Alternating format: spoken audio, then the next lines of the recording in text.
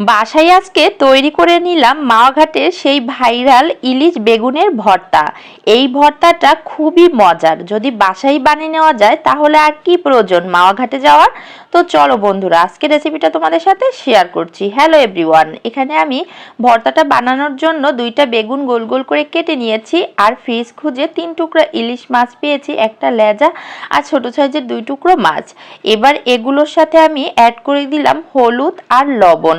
এবার শুধু এইগুলোকে মাছ আর বেগুনের সাথে মিক্স করে নিতে হবে। মাছের পরিমাণটা চাইলে কিন্তু বেশিও দেওয়া যেতে পারে। আমি এখানে একটা ফ্রাই প্যানে পরিমাণ মতো তেল দিয়ে দিলাম, আর একটা একটা করে বেগুন দিয়ে দিব। বেগুন আর মাছ একত্রে করেই আমি ভেজে নিব। এখানে বেগুনটাকে খুব বেশি কড়া করে ভাজা যাবে না, এতে করে কিন্তু ভর্তার স্বাদটা খুব বেশি ভালো আসবে না।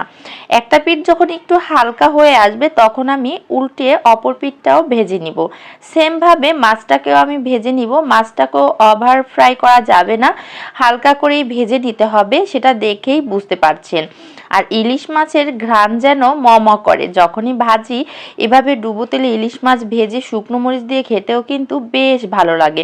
যাই হোক বন্ধুরা, মাছটাও ভেজে উঠিয়ে নিলাম, সেই সাথে বেগুনগুলোকে ভেজে উঠিয়ে নিলাম। কি প্যানের মধ্যে আমি পেঁয়াজ ভেজে নেব। আর হ্যাঁ, মাওয়া ঘাটের ভর্তায় কিন্তু সবসময় সরিষার তেলটা ইউজ করে, তো আমি এখানে সয়াবিন তেল দিয়ে ভেজেছি, তো আপনারা চাইলে কিন্তু সরিষার তেলটাই দিতে পারেন। তো পেঁয়াজ ভেজে উঠিয়ে আমি শুকনো মরিচটা ভেজে নিয়েছি, আর শুকনো মরিচ ভাজা হয়ে গেলে এবার আমি মাছগুলোকে কাটা বেছে নিব। তো এখানে একটা স্টিলের বলে আমি মাছের টুকরোগুলো নিয়ে নিয়েছি, আর একটা ছেঁচনির ডাঁট দিয়ে মাছগুলোকে আমি একটু থেতলে নিব, এতে করে কাটাটা বাছতে সুবিধা হবে। আর এভাবে করলে দেখবেন কাঁটাটা কিন্তু ইজিলি বাছা হয়ে যাবে। তো আমি বেশ কিছুক্ষণ এটা দিয়ে একটু ছেঁচে নিয়েছিলাম, তারপরে হাত দিয়ে ইলিশ মাছের কাঁটাগুলোকে এবার বেছে নিব। আর অবশ্যই কাঁটা বাছার সময় একটু সাবধানে কাঁটাটা বাছতে হবে, তা না হলে কিন্তু কাঁটা হাতে ফুটে যেতে পারে। তো এই তো মাছগুলো বাছা হয়ে গিয়েছে, এবার আমি বেগুনগুলোকে মেখে নিব। বেগুনের উপরের এই চামড়াটা আমার খেতে তেমন ভালো লাগে না, আর এটা মোটা থাকে, তাই আমি এগুলোকে আলাদা করে ফেলে দিলাম। এরপর দিয়ে দিলাম এখানে ভাজা পেঁয়াজ, শুকনো মরিচ, আর অ্যাড করে দিলাম লবণ। আর হ্যাঁ, মাছ আর বেগুন ভাজার সময় আমি লবণ অ্যাড করেছিলাম, তাই এই সময় একটু লবণের পরিমাণটা বুঝে শুনেই দিতে হবে। এবার হাত দিয়ে খুব ভালো করে পেঁয়াজ মরিচটাকে মেখে নিতে হবে। এরপর এখানে অ্যাড করে দিতে হবে ইলিশ মাছ, যে মাছটা আমি কাটা বেছে রেখেছিলাম। আরও অ্যাড করলাম ধনিয়া পাতা। এগুলোকে এবার একত্রে মিক্স করে নিতে হবে। আর হ্যাঁ, মিক্স করা হয়ে গেলে উপর দিয়ে আমি কিছুটা সরিষার তেল দিয়ে দিব, আর তৈরি হয়ে যাবে আমার মজাদার সেই ভর্তাটা। এই ভর্তা দিয়ে অনায়াসে 1 প্লেট ভাত শেষ করা যাবে। যেদিন এই ভর্তাটা বানাবেন সেদিন ভাতের পরিমাণটা একটু বাড়িয়েই দিতে হবে। আর কষ্ট করে মাওয়া ঘাটে গিয়ে এই ইলিশ বেগুনের ভর্তা খেতে হবে না, বাসায় এভাবে করে বানিয়ে নেবেন। যেদিন আমি এই ভর্তাটা বানিয়েছিলাম সেদিন আমার বাসায় মেহমান ছিল, সবাই খেয়ে তো খুবই প্রশংসা করছিল আর বলছিল অনেক মজা হয়েছে। তো বন্ধুরা, তোমাদের কেমন? আজকের রেসিপিতে থাকছে সহজ ও মজাদার রূপচাঁদা মাছ ভুনা। এভাবে ভুনা করলে সবাই অনেক বেশি পছন্দ করবে, আর খেতেও কিন্তু দারুণ মজা হয়। হ্যালো এভরিওয়ান অ্যান্ড আসসালামু আলাইকুম। চলে আসলাম মূল রেসিপিতে। আমি এখানে রূপচাঁদা মাছগুলোকে ভালো করে পরিষ্কার করে ধুয়ে নিয়েছি। এখন মাছের গায়ে একটু কেঁচা দিয়ে নিব।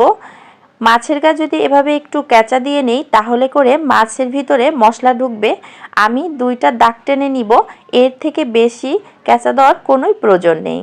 একটা পিঠে 2টা কেঁচা দিব, আর অপর পিঠেও 2টা দাগ টেনে নিব। এভাবে করে আমি সবগুলো মাছই কেটে নিয়েছি। এবার হলো মাছের গায়ে হলুদের পালা। লবণ আর হলুদ দিয়ে মাছগুলোকে ভালো করে গায়ে হলুদ দিয়ে নিব। সাদা মাছ দেখতে কি আর ভালো লাগে? একটু গায়ে হলুদ দিলে না খেতে ভালো লাগবে, দেখতেও ভালো লাগবে। যাই হোক বন্ধুরা, দেখেছো কি সুন্দর লাগছে গায়ে হলুদ দেওয়ার পরে। এবার চুলায় ফ্রাই প্যান বসিয়ে দিলাম, আর তাতে পরিমাণ মতো তেল দিয়েছি। তেলটা গরম করে এরপরে দিয়ে দিলাম সেই মাছটা। আর মাছের সাইজটা কিন্তু একটু বড় ছিল, তাই আমি 2টা করে মাছ দিয়ে ভেজে নিব। এখানে যদি আরও একটা মাছ দিতে যাই তাহলে ওদের নিঃশ্বাস ছাড়তেই কষ্ট হবে, তাই আমি 2টা করেই ভেজে নিব। একটা পিঠ যখন একটু ব্রাউন কালার হয়ে আসবে তখন আমি অপর পিঠটা উল্টিয়ে দিব। আর আসলে জানেন বন্ধুরা, আমার রেসিপিতে আমি খুঁটিনাটি সব কিছুই শেয়ার করে থাকি, এতে করে যারা নতুন রাঁধুনি আছেন তাদের কিন্তু অনেক উপকারে আসবে। আশা করছি ভিডিওটাও তোমাদের ভালো লাগবে। আমি মাছ দুটো উঠিয়ে নিয়ে অন্য মাছগুলোকেও ভেজে নিয়েছি। এরপর অন্য একটা কড়াইতে আরও কিছুটা তেল দিয়েছি পেঁয়াজ বাটা, হাফ চামচ হলুদ, তারপরে দিয়ে দিলাম 2 টেবিল চামচ মরিচের গুঁড়া, 1 টেবিল চামচ জিরার গুঁড়া, আরও দিয়ে দিলাম স্বাদ মতো লবণ আর 1.5 টেবিল চামচ পরিমাণ রসুন বাটা। এগুলোকে দিয়ে এবার ভালো করে মশলাটাকে কষিয়ে নিতে হবে। নতুন রাঁধুনিরা তোমরা তো জানো না, মশলাটা যত ভালো করে কষাবে রান্নাটা কিন্তু তত টেস্টি হবে। যাই হোক, মশলাটা কষানোর পরে আমি হাফ কাপ পরিমাণে পানি দিয়েছি। পানিটা যখন বলক চলে এসেছে এর মধ্যে আমি 4টা মাছ দিয়েছি। খুব বেশি মাছ দিব না, কারণ একত্রে যদি আমি সবগুলো মাছ মশলা মিশাতে যাই তাহলে মাছগুলো কাটা বের হয়ে যাবে আর খেতেও কিন্তু ভালো লাগবে না। এভাবে আমি 4টা মাছে মশলা মিশিয়ে নিব, তারপরে অন্য মাছগুলো একইভাবে মশলা মিক্স করে নিব। এখন এটা প্রায় হয়ে গিয়েছে, আমি উপর দিয়ে একটু ভাজা জিরার গুঁড়া দিয়ে দিলাম। এটা একদম সবার লাস্টে দিলেই ভালো হয়, যদি ধনিয়া পাতা দেওয়া যায় তাহলে আরও ভালো হয়। যেহেতু এখন ধনিয়া পাতার সিজন নাই, সবসময় পাওয়া যায় না, তাই আমি ভাজা জিরার গুঁড়াটাই ইউজ করেছি। এখন এটাকে নামিয়ে নিব। আর দেখুন মাছগুলো কিন্তু একটাও ভাঙেনি আর গায়ে গায়ে মশলাটা লেগে গিয়েছে। খেতেও যেমন দুর্দান্ত স্বাদ হয়েছিল। আমার বাসায় সেদিন মেহমান ছিল, খেয়ে তো সবাই প্রশংসা করছিল।